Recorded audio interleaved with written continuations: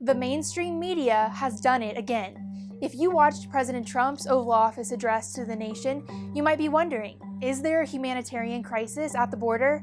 But if you tuned in to the news media, you were led to believe that it's a, quote, manufactured crisis. I think that that address probably should have come with a Surgeon General's warning. It was hazardous to the truth.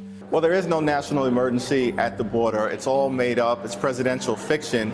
Because there clearly is no emergency. There's no reason for this on border security ground. We don't have a crisis at the border. Nothing has changed on the southern border. If the war was such a crisis, why wasn't that a priority? So it's a fake crisis. The president is lying to the American people about a national emergency. There is no emergency at the border. It all depends on, how you say there's a national emergency and a crisis at this moment when there wasn't one before. What the president is doing is manufacturing a crisis.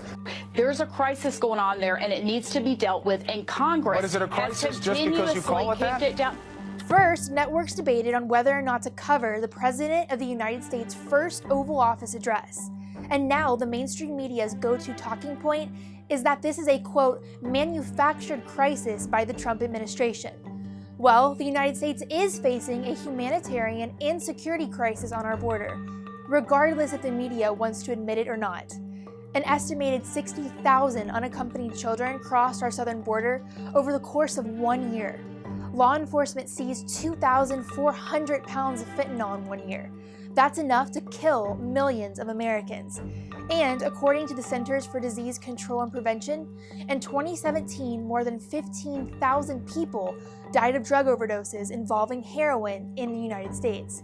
That's about 288 deaths per week.